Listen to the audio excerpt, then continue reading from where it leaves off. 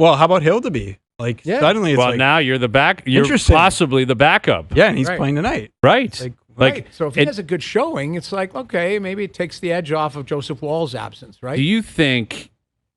Tell me if this is cynical or it's again, I don't know. But like, if Hildeby plays great, where does that story go? Like Joseph Woll's got 3 years left. They're supporting him clearly. He's off on a personal leave. Yes. We don't know when he's going to return. The Leafs did not indicate that. Maybe the Leafs know. Maybe the Leafs don't. Like the Leafs know more information than the public does, but the public is not privy to it, nor should they be. They don't have to be. It's a personal matter.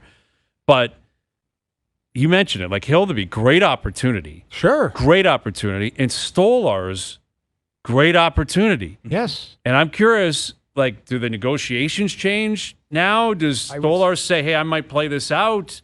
Like, does something change where, like, you look at Stolarz and you're like, man, you're clearly the number one. Like, it's a tandem with Woll. Yeah. And again, we presume Woll will return. Hopefully returns before opening night, and he just plays, and it doesn't matter. But who knows? Yeah, what if it doesn't? Maybe he doesn't.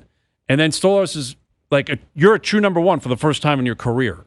Right. Because Hildeby is not Joseph Woll. Like, Hildeby's not going back. He'll play and you wonder, back-to-backs. like, do they claim someone? That's right. Someone in that that's where I'm going, because depending on the nature of what, the personal situation is for Joseph Woll, and you hope that he's all right, if it's a family, whatever. Again, I'm not going to speculate. But if they see this as a long-term, like, hey, we might not see him for a minute or two here, are you comfortable giving Hildeby a little bit of an extended run? Now, I should have done this, but I don't have the Leafs schedule right in front of me. Is October soft? No, but it's a lot of home games. Right. So I don't know if that helps you. Right. Home games help because... And weird start times. Which is... It's like a 4 o'clock game, a 6:15 game. Really? Okay. I haven't seen that. But it's more about home dates.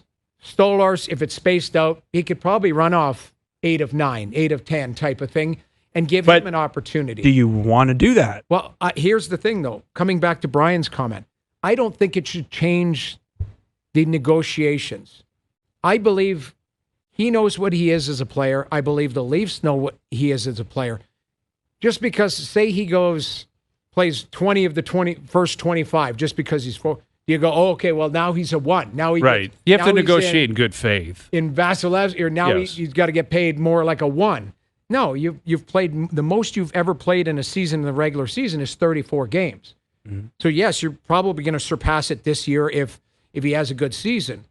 But there's still a ceiling. There's still, when it comes to negotiations of a contract, there's still a ceiling as to, let's be reasonable here. Well, to Jonas's point, they start on the 8th against Montreal at home. Yeah. Then they're at Detroit on a Saturday. Home to Detroit, that's Thanksgiving. That's why it's at 4 p.m. Okay. And then they've got a game the next night. So again, we're getting way ahead of ourselves here. But, let's to be fair, you're not. Here's what we know. Like, we know he's away from the team, and they have said they don't know when he's going to return. So what do you do? You have 2 back-to-backs. Well, that first one is 13th, 14th, right? Yes. And then you got Buffalo home and home, which is great. That's old school Friday, Saturday. That's the way it should be. But it's a lot of home. Like, you could conceivably see 1, 2, 3, 4, 5, 6, 7, 8 starts out of Stolarz in October. Yeah. A lot of home games. I have no idea why on October 28th they play at 6:15 against Calgary. Right? Like, someone screwed that up. That had to be an email that they got wrong. And they established it, and they got rid AI of the tickets. just decided this is optimal. And AI just decided we have to play at 6:15. Am I missing something? Is there something? Perfect for us. We're done at 6. We go either to the game or whatever. We can be down there at night, but But why would you be playing on a Tuesday at 6:15? Am I missing? Is there an election that night? It's probably very important that the Frozen frenzy. What does that mean? Yeah, like JP says that as if people are supposed to understand what the hell that means. Is that a card? It's like the wraparound ESPN coverage of every game, every team playing in the league. It's like a day. Oh, I see. So ESPN. Like an NFL Red Zone type of cool. ESPN's jamming everyone I was just up. going to say, it's because Flames fans want to watch it at 4:15 local. Right. That's brutal. Okay. So there's your explanation for a 6:15 p.m. Eastern time game against a Western team. Yeah. That's strange. That is. But anyway, Stolarz. Listen, even if Woll's back, Stolarz, if he's playing well, may start 7 or 8 games in October. Yeah. And that I just still think that Hayes, I would want to be careful with him. Even if Woll is not available. Yeah. Because like last year was the career high, and that's 33 starts. Is it 33 or 4? He played 34. He Yeah, started 33. It's like starts. that's lean. You know, is he just suddenly going to start 50 games? But if he's not available, then yes, I think you have to expect a 31-year-old who wants $5 million a year to play. Yeah. You know, like you can't. I don't know how you can just sugarcoat goalies like all season and just say, "Well, history." It's like, like you don't. you just but have to he be didn't have the mindful of opportunity- like he has been hurt a lot, Yes. including last year. That's more important. I think sometimes we get caught up in the amount of starts. He was Sergei Bobrovsky's backup. He wasn't going to start Right.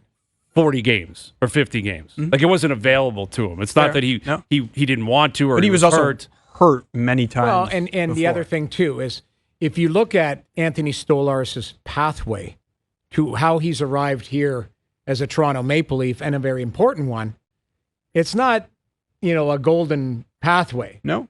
Guy's been in Anaheim, he's been in Edmonton, grinded, he's been in Philadelphia, sure. and grinded and tried to be an everyday guy, and it took him a while, probably to grow into his body because he's an absolute monster of a human, and it took him probably a while to get his coordination to catch up to, to be a really good NHL goaltender, which he is. But it is an opportunity. But again, I don't think you go, geez, you've never played this amount, so we got to be careful. I think it's like you monitor the body, monitor how he's feeling. And I think there's probably other areas. Joseph Woll is going to come back, and maybe he gets a stint where he plays 3 of 4. And you make up for it over the course of the year. For it. Like I still think the magic number, one of them has to play something with a 5 in it at some point. I agree. I bet neither one does. You think one will? I say no chance. Well, ideally, you'd like to see one get there. And what if you could you had magical powers and you could just decide how many starts? I'd go 50 for Stolarz, 32 for Woll. That's a lot for both. See, Woll, 32 starts for Woll. That's a lot of starts. See, I would probably try and switch that if they're both 50 playing well. for Woll, 32 for Stolarz. Just because I think we know what Anthony Stolarz is at 31, coming 32, which is a really good goaltender. I've always believed Woll has another level. We haven't seen it because but there was times. Was it down the stretch last year? He was playing really well. Was it? No, that was Woll. Stolarz was great. It was the stretch when Stolarz was hurt. When Stolarz was hurt, he was playing every night. And Woll was playing very well. And I was like, okay, there's an opportunity here for a guy who is one of his best buddies is Ottinger, the same age, Stuart Skinner's the same age. Like these guys are 26 years old, growing into what they are. Their ceiling is at the National Hockey League.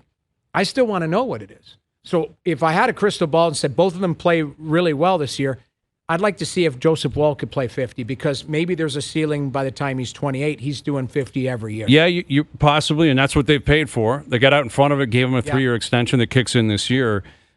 I look at Stolarz, when he played at his best this year for larger chunks, that's as well as anyone has played for this team in a long time. For a bit, yeah. For like sure. Woll had not met that level, where he had 8-10 starts in a row where they were top 5 in the league, like in terms of statistics and in terms of putting the team on his back. Hayes, I think honestly, one of the things we haven't maybe talked about enough, with Leafs camp, myself included, is can they get the same caliber of goaltending this year? They had a top 5 tandem. They had a great tandem. They had the best bang for your buck tandem in the league. By far. By far. Right? Woll was making $766,000. Mm-hmm.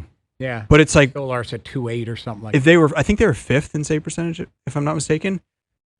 What if they fall to 10th? And what if they fall to 15th? And that's one of the things I'm monitoring. Which is they valid. Get the same it's fair. caliber? I think if you drop to 10, you can survive. Totally. You drop to 17 or 18, then you're in trouble. Well, now then what things you're doing change. is leaving points on the table. Yeah. There's a difference between it being a top 10 defensive team. The other thing too is keep in mind that's the same defensive core. Better defense than the start of last year. Right, and Craig Berube, still at the helm,